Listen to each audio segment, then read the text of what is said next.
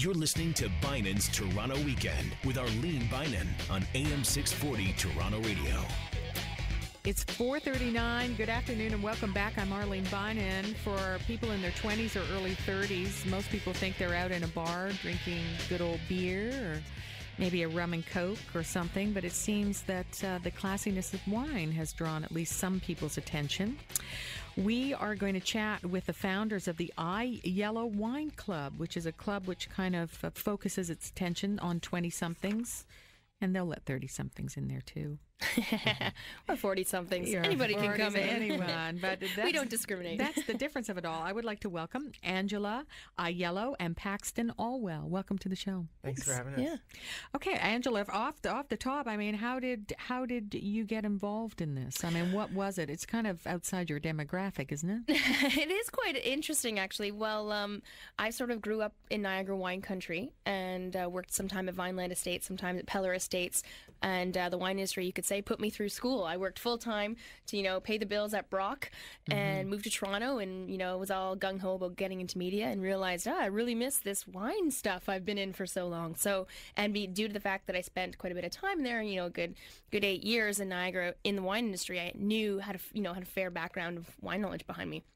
So I started up, a club with some of my closest friends, and Pax joined in, and together our business minds sort of think alike, and we do wine tours now. It started at about 250 people, and now we're up to almost 1,500 members, or probably over 1,500 members, and just really spearheading and pioneering some great things happening in the wine industry for, young people in the 20s. So, what is it? I mean, is it a hard sell? Because our image of youngsters, even when we talk about people binge drinking, it's even binge drinking wine. Is there a new allure to wine for that demographic? Yeah, good question. I think wine's always had this sophistication to it, and I think young people are drawn to that, but they haven't necessarily had a gateway into that world. And I mean, we see wine as an affordable luxury, just like Starbucks. I think wine is an affordable luxury, so it's not something that if we kind of can promote the event as exciting, and there's a lot of young people and it's social, I think that's what people are looking for. So no, we aren't finding that it's a hard sell. No. Yeah, it's a fairly easy sell because most people within our demographic drink wine.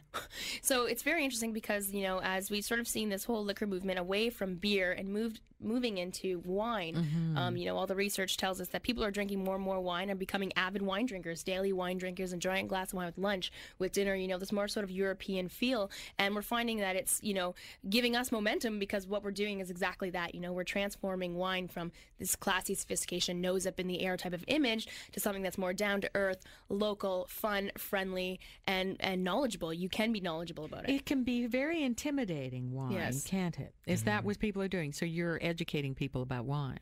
Yeah, we have a monthly newsletter that we send out to people. So, I mean, that might be their first introduction to this wine world. But, I mean, there's a lot of media out there on magazines and a few TV shows popping up here and there. So, I mean, I don't know. We're just trying to teach people as much as we can about wine, but they're learning about it. They're reading about it. There's way more media coverage on wine these days. Well, people are entertaining more, and there's the whole condo generation too. And the condo people, you have to serve cocktails and wine. There is a new sophistication, isn't there? Absolutely. And then on top of that, you can have a few bottles of wine resting at home. But because of this whole condo generation, people need to outsource. Especially people are really loving their wine to a cellar.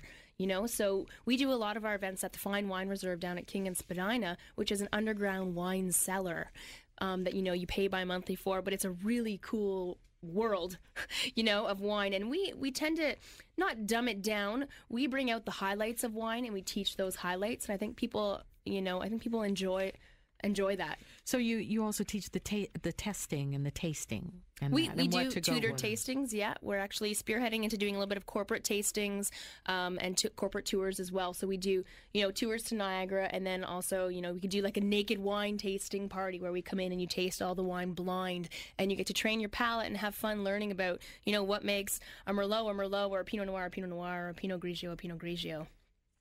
Why don't we go through that? What does make a Merlot a Merlot?